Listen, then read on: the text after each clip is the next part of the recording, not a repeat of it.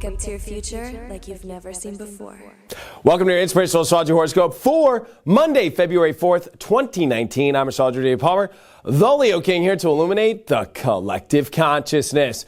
Well, thanks so much for being a subscriber to FutureLife.tv, where you get these videos every day, plus so many others from other people. Make sure you check it out at FutureLife.tv. And of course, check out HighVibe.tv. The new Lightworker School pre-registration is up and now available. Human design, shadow work, tarot, holistic health, and I am doing a course that is specifically about spiritual businesses and really taking it to the next level, plus with some extra astrology elements to take your astrology to the next level, whether that's business or to become a better reader or to get out there more. You're going to want to check it out. It's awesome. We're having these pre-registration. The school goes live in March. It's an awesome system. 60 videos, an hour long each with 5 awesome people. Go check it out, highvibe.tv, and click on the school. But before we take a look at all the planets, let's take a look at the Leo King's planet energy meter to understand what all the energy is for your Chinese New Year Monday. New moon. I'm sending you lots of great energy. I am sending you lots of love and light. And I'm hoping that you have an awesome, amazing, and spectacular, wonderful New Moon Monday. And it is a new moon, and it is the Chinese New Year. So we're putting it at the extreme position today. Beep, beep, boo. Yeah, that's right. The sun and moon are meeting at 15 degrees of Aquarius, exactly in the middle of Aquarius. So you know what that means. Well, if you look to the right 45 degrees, you got Chiron leaving Pisces, literally about to come into Aries on the 18th of February with a semi-square. Then you look to the left, and oh my gosh, Venus just came into Capricorn with a 45-degree semi-square there. So this new moon, even though it's got some good elements with Jupiter and sextile, is reminding us that hope about the future is what we need to really attach to. But when it comes to how we feel, there's some weird stuff going on. Because of this semi-square to Venus in Capricorn, there's a little bit of heaviness. And all we want to do is break free, and we want to break free of any energy on our backs or any of the work that we got to do in life. And with Chiron, which is at the end of Pisces, it's just like literally this weird energy that won't kind of like leave us spiritually. And I think it's kind of an interesting new moon. This is Aquarius time.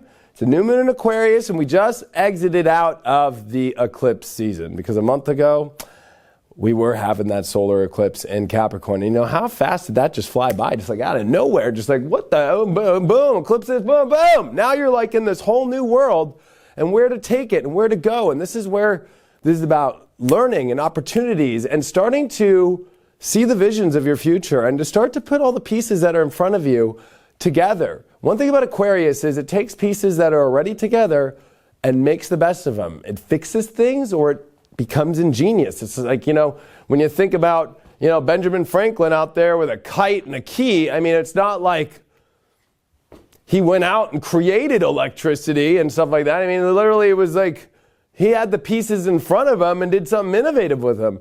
I think that we can get caught up into this thing of like, we need to wait till we have something else show up to have the answer or to do this, or when this finally arrives in my life, I can do it. No.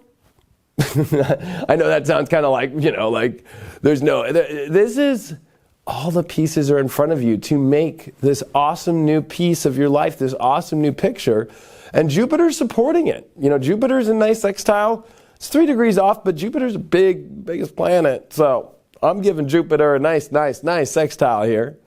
But with these semi-squares of Venus and Chiron and Venus in square, I mean, you know what? We almost feel like self-worth-wise, or we feel like we need something that is actually so weird and probably won't happen.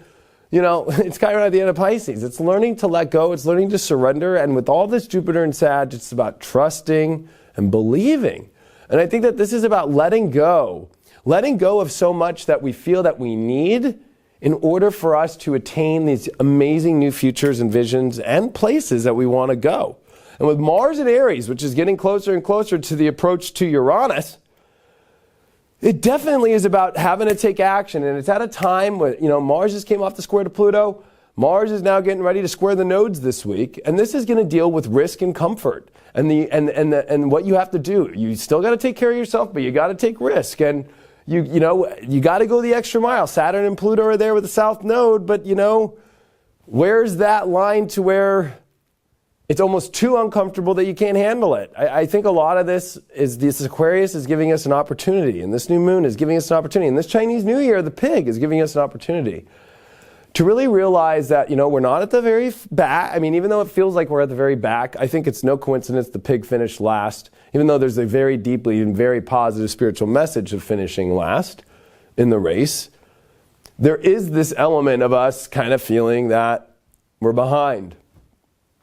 And we're always going to be feeling that with Saturn and Pluto and Capricorn. That it's never enough, that we're never on the right track, that there's more to accomplish, there's another level to reach, there's this that has to get done. And I think that this is about learning this surrender to, if you're just on the path and you're showing up and you're figuring out, you have all the pieces there, and you just start doing those pieces one at a time. And you start using some innovation, you start trying some new things, you start, reinvigorating yourself through positive thinking, through trust in a higher order. This new moon can really free you from a lot of the inhibitions of waiting for the need for something physical. Instead of, realizing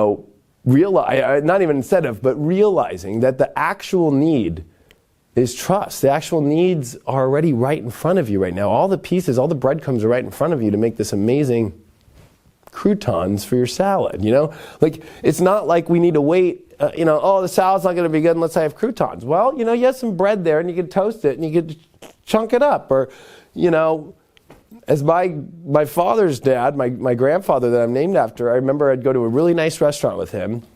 And, I went to Cotillion as a kid, and he's English-Scottish, and, there was definitely on my dad's side of the family this very formal quality, and there still is.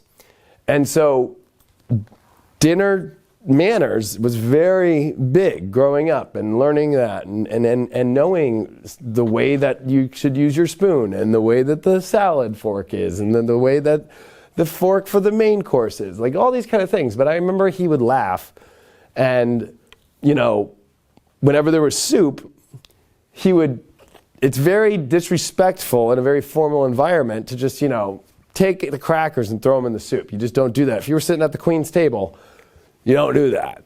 But he would pretend like opening it and then crush it and go, oops, and then laugh, and it would sprinkle in there. And I think that there's this Aquarian part of us that needs to realize, we do want to break free of the structures and the cycles, but there is still this formality of life and this reality that's kind of daunting and very restrictive in a way that we can almost start to put all of that energy on that when this Aquarius is teaching us to try something bold and different, and especially with Mars. Mars is in in Aries, and Uranus is in Aries, and so Uranus and Aquarius are in hand. And so this is a very, taking action in a new way, but still being in alignment with what you have and trying something different, but staying within the norms. And Aquarius is quirky, it's funny, it's different, it tries something innovative and different. And I think that this is a time in our life where we just need to try a different approach. And instead of, especially with the semi-square to Chiron and the semi-square on the other side to Venus, and with them squaring, this is not some physical thing that's just going to drop out of the sky and save the day. This is not just, out of nowhere, this person's going to change my life, or this thing's going to happen. It's like, what? We have all the pieces in front of us right now to make what we need to make possible. And if we start to do that, and if we start to focus on that, and we start to see the vision of that, you have all the pieces to make the next new Apple, computers, You have all the pieces in your life, whatever it might be. Maybe you don't have the pieces for a computer, maybe because you don't want to make a computer. I'm a computer nerd. I'm in a room right now, actually in the green screen room, filled with pieces. I could make a computer right now. I could take that computer over there and this one over here and take that motherboard and just have fun. Uranus has everything to show us right now. Especially with Uranus, which is still in semi-square to Neptune. There's a lot of semi-squares going on. There's this other element that's, I think, teaching us the most, which is, I think it's very important for us to realize that we can get caught up in holding ourselves back from trying a different approach. It's almost like we're addicted to, the fear of breaking our own cycles that hold us back.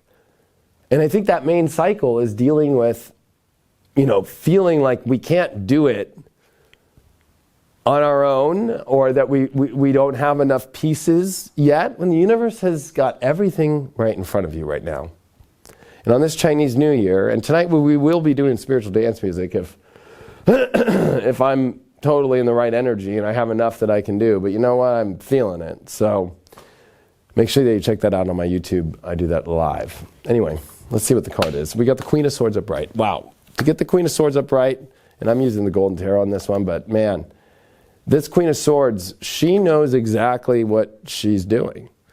And she's looking directly at it. And I think that this is an important day for us to see what we want and set the vision in that direction and mentally figure it out, instead of continually to do this with our head, right? Like, well, maybe this, or oh, this, or let me check my email. Has that come through? Or did this happen? Or did this person? Or da-da-da. You've got all the pieces right now. Put them together. Keep your head straight, including me. I gotta keep my head straight here. And focus on that, and you'll be amazing. Thanks so much for joining me today. Make sure that you check out highvibe.tv. Remember, this is where Future Life will be moving, but even if you subscribe to Future Life still, you will get moved over when the new app and the new platform is built. But check out the school at highvibe.tv. And of course, if you want to subscribe to get these videos every day, go to futurelife.tv for the time being. And don't worry, you'll get the announcement, and you won't need to change anything. It's all being moved. It's all being migrated right now. It's going to be super easy, and don't trip. Everything is in alignment. Thanks so much for all your support. Truly appreciate it. And I will see all of you mañana.